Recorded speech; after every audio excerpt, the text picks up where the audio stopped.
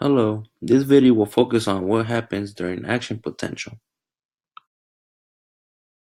Step 1 is resting memory potential. It is when the cell is at rest and when the inside of the cell being more negative than the outside of the cell due to having large anion organelles, with it being negative 70 millivolts. The outside of the cell has sodium and potassium, with action potential is starting by the potassium channels opening and allowing potassium inside the cell. Step 2 is depolarization. It is where the cell is trying to get more positive, so it opens the sodium channels and allows sodium to go inside the cell, making the cell send signals and allowing action potential to happen, and the cell being at positive 30 millivolts. Step 3 is repolarization. It is where the cell is too positive and decides to allow potassium out of the cell, opening up the potassium channels and sodium staying inside the cell.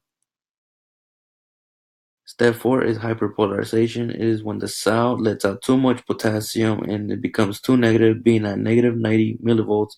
It is where the sodium-potassium pump activates and takes out 3 sodium and puts 2 potassium back inside the cell, making the cell go back to its normal resting phase at negative 70 millivolts. Those were the overall steps of action potential.